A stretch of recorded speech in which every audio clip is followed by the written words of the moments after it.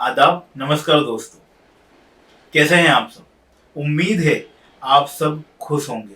मैं अपने इस YouTube चैनल के अंदर आप सबका स्वागत करता हूं। आज हम शुरू करने जा रहे हैं इस वीडियो को डेंगू से। डेंगू बुखार वो देखने के लिए तो बहुत सामान्य बुखार है, पर कभी कभी जानलेवा बीमारी हो सकता है। डेंगू बेसिकली एक वायरल का बुखार है।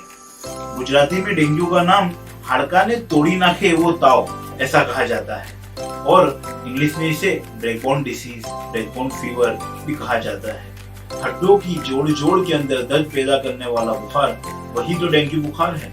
आइडियली ये एक वायरल बुखार है, पर एडिस इजिप्टी नाम के एक फीमेल मच्छर जो नुकीले मच्छर रहते हैं उनके डंक से ये फैला जाता है। और जब ये फैलता है तो इंडिया के अंदर करीब जुलाई से लेकर जून एंड और जुलाई की शुरुआत से लेकर अक्टूबर तक इसका संक्रमण बहुत ज्यादा रहता है, कि जिसके कारण से हर डॉक्टर के पास डेंगू के पेशेंट अधिक मात्रा में इस सीजन के दरमियान ही मिल जाते हैं। इसका सबसे मुख्य रूप से जो कारण है वो है पानी का भरा हुआ रहना जमीन की सतह पे या तो किसी भी जगह पे। जैसे टायर के दरमियान जब बारिश में पानी भरा रहता है, जैसे प्लास्टिक की थैलियों के अंदर पानी भरा रहता है, इसी मुताबिक इस तरह से पानी किसी बर्तन में भरा रहता है और वो यूज नहीं होता, वो चेंज नहीं होता, तो उसी के अंदर इसके मच्छर डेवलप होते हैं और उनके संक्रमण से ही फिर डेंगू बुखार लोगों के अंदर आम होता है। मैं बात करूं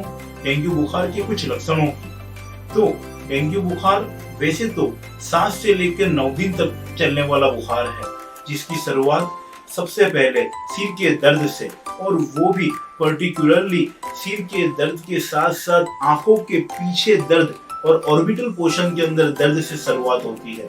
मैं दूसरी आपको बात करूं तो बुखार ठंडी के साथ आना, जाड़ा देखकर बुखार आना, जिसके अंदर बुखार का टेम्परेचर बाज मर्तबा 5 से 7 दिन तक 102 से 105 डिग्री तक कभी कभी जाता है। बॉडी के हर एक पोर्शन के अंदर पेशेंट को दर्द करता है, मांसपेशियों के अंदर पेशेंट को दर्द होने लगता है, कभी कभी पेशेंट को उल्टी आने लगती है, कभी कभी पेशेंट को उल्टी जैसा महसूस होने लगता है, बाज मर्तबा पेट के अंदर दर्द, और कभी कभी इसका वेरिएंट चेंज होने के कारण से गले के अंदर दर्द भी पेशेंट को महसूस होने लगता है। और आखिर में जब 2 दिन, 4 दिन और 5 दिन जब जा रहे होते हैं तो डेंगू के पेशेंटों के अंदर प्लेटलेट की कमी होने के कारण से बॉडी के ऊपर रेसिस डेवलप होने चालू हो जाते हैं। कभी कभी बॉडी के अंदर एकाइमोसिस, मतलब अलग अलग विभागों के ऊपर खून का जमा हो जाने वाले चिन्ह मिलने लगते हैं। तो यही बुखार डेंगू का बुखार हो सकता है। इसकी तपास कैसे की जाती है? प्राइमरी बेस पे आपके घर के नजदीक के डॉक्टर को दिखा के इसके लक्षणों के आधारित डॉक्टर अपने डायग्नोसिस को कंफर्म कर लेते हैं कि ये डेंगू का बुखार है। इसकी बेसिक तपास के अंदर सबसे पहली है वो है टॉर्निकेट टेस्ट, जिसके अंदर बॉडी के कोई पेशेंट पोर्शन के ऊपर टॉर्निकोट को रब करके बांध देने में आता है और कुछ मिनट्स के बाद जब उसको देखने में आता है तो कलर का डिसवेरिएशन देखने को मिलता है, तो वो सबसे पहला टेस्ट है। दूसरा है सीबीसी के अंदर इनिशियल डेज के अंदर कोई भी चेंज मालूम नहीं होता है। जैसे ही पेशेंट का बुखार आगे बढ़ने लगता है, 3rd डे, 5th डे और 7th डे पे पेशेंट के WBC काउंट, जिसको इंग्लिश में ल्यूकोपेनिया कहा जाता है, और उसी के साथ साथ थ्रोम्बोसाइटोपेनिया, मतलब के सफेद कणों की भी कमी दिखने को लगती है। प्लेटलेट काउंट और WBC काउंट ये जब कम होने लगते हैं और हीमोग्लोबिन का लेवल ज्यादा होने लगता है, तो ये अंदेशा देता है कि ये डेंगू का बुखार होने की मैक्सिमम पॉसिबिलिटी में होता है। अब इसकी ट्रीटमेंट किससे करवानी चाहिए? आपके घर के नजदीक के हर डॉक्टर इसको ट्रीट करने के लिए वाकई ही में काबिल है। सही वक्त पे सही निर्णय लेना इस बुखार के अंदर अत्यंत जरूरी है। जो पेशेंटों के अंदर इस बुखार के कारण से जान ले लेने की जोखिम पैदा होती है ना, वो ऐसे ही दर्दी होते हैं जो सही वक्त पे अपने घर के नजदीक के अच्छे डॉक्टरों के पास पहुंचते नहीं है। डायग्नोसिस बहुत ही जरूरी है। आगे जाके इसी डेंगू के बुखार के अंदर पेट के अंदर कभी कभी पानी भरना, फेफड़ों में कभी कभी पानी भरना और DIC हो जाने की संभावना रहती है। इस कंडीशन में पेशेंट पहुंचे उससे पहले ही पेशेंट को कुछ सलाहें देनी चाहिए। खट्टे फ्रूट्स का सेवन करें, नींबू, संतरा, मौसम्बी, विटामिन सी युक्त जितने भी फ्रूट्स है, कीवी, ड्रैगन फ्रूट, सबका अधिकतर सेवन करें। पानी का प्रमाण खूब ज्यादा पिए। अनकरीब इसकी वैल्यूएशन के मुताबिक आपके वजन के इनटू 50 ml। फॉर एग्जाम्पल, अगर आपका वेट 70 kg है, उसके इनटू 50 ml मतलब 3500 ml, 3.5 litre liquid any how आपको पर डे के मुताबिक लेना चाहिए। तो वो सफिशिएंट रहता है आपके बॉडी के एक एक ऑर्गन को प्रॉपर परफ्यूजन देने के लिए। सेकेंडरी थिंग, डेंगू का वैसे कोई सचोट इलाज नहीं है, क्योंकि ये वायरल बीमारी है। ये शुरुआत में आती है, वायरस का फेज जैसे ही खत्म होता है, ये बीमारी हमारी बॉडी से निकल जाती है।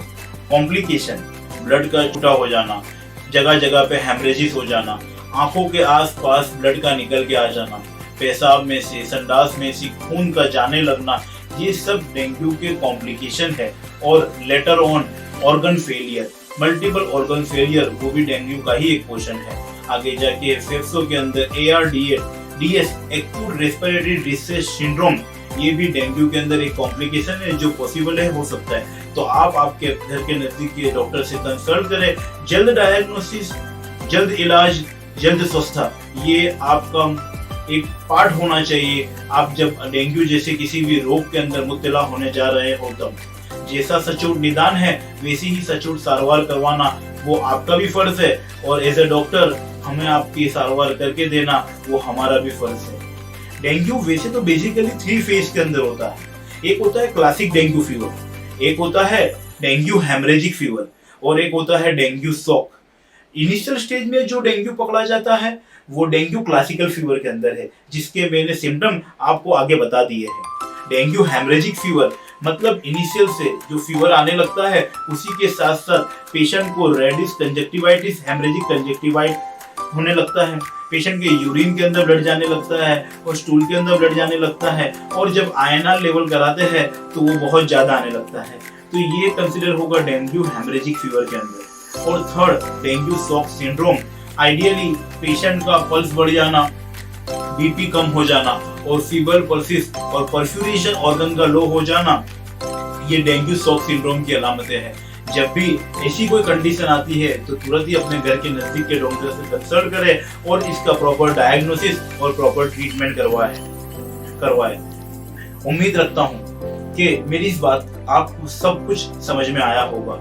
आपको जब भी जरूर लगती है तो हमारा कॉन्टेक्ट नंबर इसी वीडियो में नीचे दिया गया हुआ है, आप हमसे राब्ता कर सकते हैं। और किसी भी रोग के मुतालिक जानना हो तो आप हमसे बात कर सकते हैं।